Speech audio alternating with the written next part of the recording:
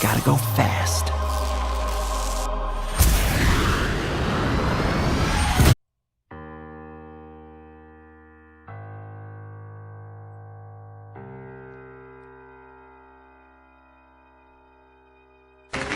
What we're going to talk about now is simply some keys to self-motivation. And all of us have motivation of some sort. I define motivation as the desire to achieve that which you believe to be worthwhile. And many people go through life never getting in touch with their greatness because of the lack of motivation to push themselves, or because they have not found something that they believe to be worthwhile to challenge them. I heard a poem once that said, many a flower has bloomed unceasingly and wasted sweetness upon the cold desert air. It's translated, that means simply that many a talented persons have gone unnoticed, and the world never had a chance to be exposed to their talent because that person did not take the time to begin to express or to demonstrate or to motivate themselves in the direction to bring that which they came into the universe to bring. How can you measure your motivation? How can you evaluate where you are on a scale of 1 to 10? Let's do this for ourselves mentally. How do you rate yourself from 1 to 10? Your mental attitude about yourself, how you feel about you, how you feel about life. How do you rate yourself on a scale of 1 to 10 in terms of your physical appearance, in terms of your health? Do you take care of yourself? Are you allowing yourself to get overweight and out of shape? Are you conscious of your health? Are you watching the food that you take into your body? Do you make a deliberate effort to exercise? You know, it was George Burns, he said, we cannot help getting older, but we don't have to get old. And many of us get old before our time because we don't take time to take care of ourselves. Your environment is a very good indicator. On a scale of 1 to 10, is it what you want it to be? Do you find it desirable? Are you satisfied? The job or career that you're involved in. Someone said that 85% of the American public are unhappy with their jobs. Are you spending 8 hours a day just doing time? Doing something that you don't find challenging, that does not make you stretch mentally, that does not stimulate you, that does not inspire you. Something that you don't find a sense of fulfillment in it. If you're doing that day in and day out, it has to affect how you feel about yourself, your level of motivation. Your relationships. What kind of impact is it having on your life? Is it nourishing or is it a toxic relationship? Does it drain you or does it build you up? Ask yourself that. How motivated are you to do something about it? Your contribution, your actions. What are you giving? Many people will leave the universe without a trace. No one will know they were here. And in fact, under their name, we could put under there, not used up. Will anybody know that you came this way? What contribution are you giving? What will you leave? What will be different because you came this way? Someone once said that life is our gift to us that God has given us, and how we live our lives is our gift to God. What kind of gift are you formulating? Is this a gift that you like to take back and do something else before you turn it in? Think about that. What can we do? What are some of the keys that we can begin to use to motivate ourselves when our batteries run low? Because I don't care who you are, I don't care what you do, at some time you are going to get tired. At some time you're going to get in a rut. Seem like nothing you do works out right. And sometimes it just seems like you just don't have the wherewithal or the will to do anything. That sometimes you act like you're punch drunk. You're just wading through life, just doing time day in and day out, looking at non-discriminatory television, anything that's on, just looking. And depressed, feeling powerless, feeling useless, and bored. What do you do? How do you get yourself out of a rut? How do you, when you know you can do more than what you've been doing and you're not doing it and you're discontent with where you are, you get angry at yourself. How do you get out of that rut? How do you motivate yourself? One of the things that we must do is that we must be involved in working on achieving self-mastery. You must work on yourself continuously. Never be satisfied with yourself. Always know that as you invest the effort and time on you, that's the greatest ability that human beings have above animals. See, a dog can't be anything but a dog. Tree can't be anything but a tree. Human being, you've got unlimited potential. You can put effort on you, and by concentrating on you and developing you, you can transform your life wherever you are right now. So you want to work on yourself. You want to read books that inspire you and motivate you. You want to listen to tapes over and over and over again. And I suggest that you listen to tapes when you first get up in the morning. You want to control the spirit of your day. When you first wake up in the morning, your mind is operating at 10.5 wave cycles per second. That's when the subconscious mind is most impressionable. Whatever you hear in the first 20 minutes when you wake up, that will affect the spirit of your day. When you listen to tapes, listen with relaxed belief, believing that this can happen for you. And by listening to them, listen to them over and over and over again, and you will get a breakthrough. You can listen to the same tape for months, and all of a sudden you hear something you never heard before. It have a special meaning for you. Or read the same book over again, and you find some special insight. You said, I can't believe I didn't see that the first time. So you want to be involved in developing yourself. Most people won't do that. Most people won't take that kind of effort and invest that kind of energy in themselves, because they will fall prey to that conversation within. Oh, don't do that. You don't have time. You're too busy. You're too caught up in the rat race. Most people won't do that. Well, they won't take time to go to lectures. They won't take time to go to seminars. They won't take time to go to classes to improve themselves. And as you continue to work on yourself, you will begin to expand your vision of yourself. You'll begin to work towards self-mastery.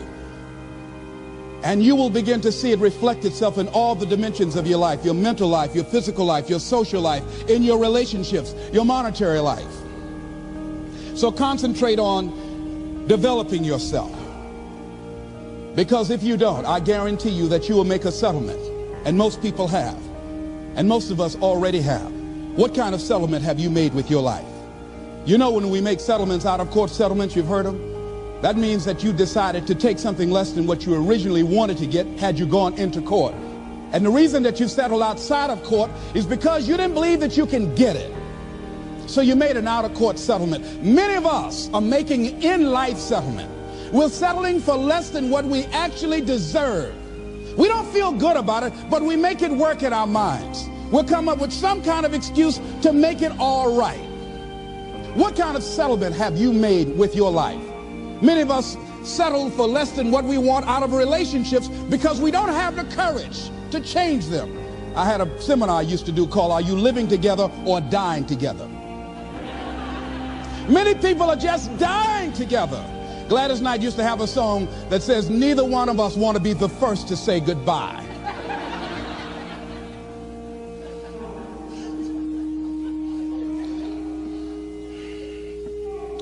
The next thing is, in order to begin to find some keys to self-motivation to drive yourself, in addition to working on yourself, and as you work on yourself, you feel good about yourself, and as you feel better about yourself, you treat yourself differently. Develop a health plan. See, you can't feel well and do well if you don't have good health. You can't perform if you don't have your health. Your health is valuable. Develop a health plan.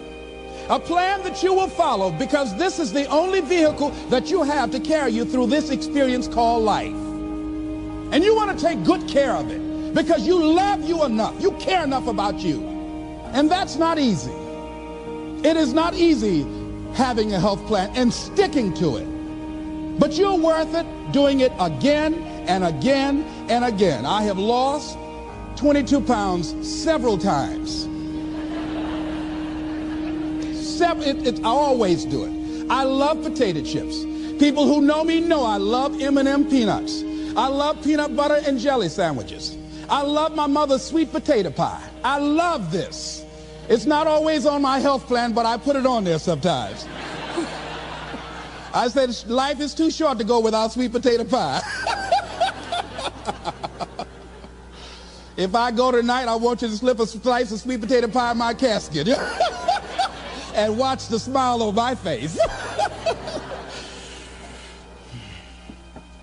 Next thing is, as you take care of yourself, the next key is keys to motivation, to self-motivation. You want to live life with energy and passion. You want to make a conscious effort to be lively. See, in life, you either saying hello or goodbye. You either on the way or in the way. Leave dead people alone. Some folks just walking around looking sad. How you doing, honey? Stay away from these people. Just go away from them.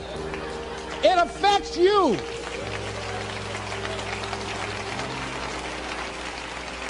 You want to smile. You want to be happy. You got a lot to be thankful for. But you watch some of the faces around you every day. And I tell you, some of these faces, they will put you in a depressed state of mind. So you want to avoid these kind of faces. When you see them coming, turn your head. Next thing is that you want to monitor your inner conversations.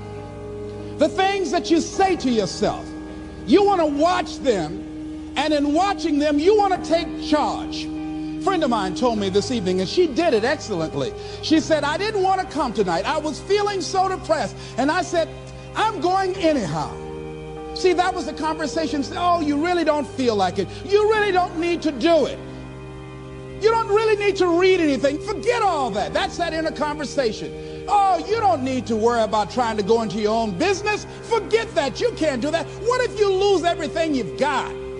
That inner conversation that stops you from doing the things you want to do less, don't do that. How can you possibly think about being a motivational speaker? You don't have the contacts, you don't have the money, you don't know the right people. You're going to get up there and your mind's going to go blank. Forget all that. You remember that time you got up before some people and you panicked? You stood up and your mind sat down? Don't you remember? And I said, yes. And then I said, shut up. So you've got to learn to stand up to yourself inside yourself.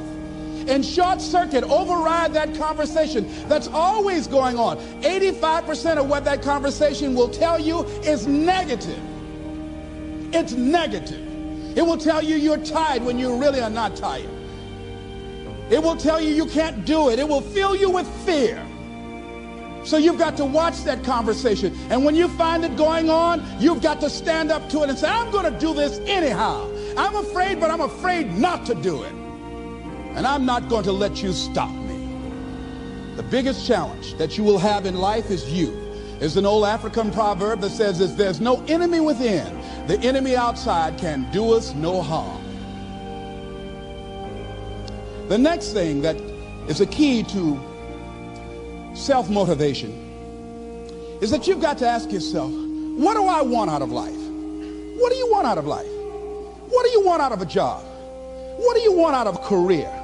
What do you want out of a relationship? What do you want? What gives you your life? How will you know when you got it? What will make you happy? You need to know. You need to start asking yourself some questions. What do I really, really, truly want?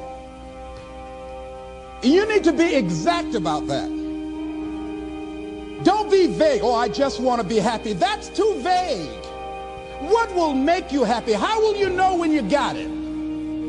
Zero in on it. Be exact. Be specific. And as you do that, that will stimulate that superconscious mind, or the reticular activating system of your mind, that will begin to find those things, to identify with it. And once you begin to determine that which you want, take the time to write it down. Don't just think about it. Write it down. That is a subjective process that engages the subconscious mind. Write it down. Once you write it down, read it 3 times a day, morning, noon, and night. Benny. Nobody cares.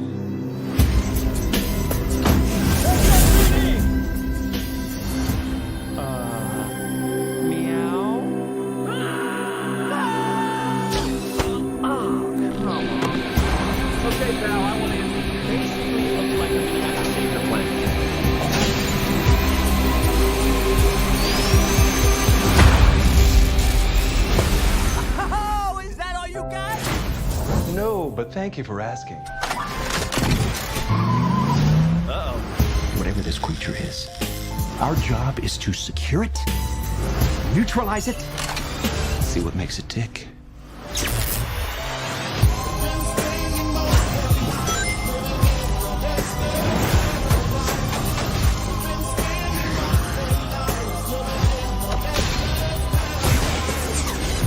Look at this! I took 9 million steps today.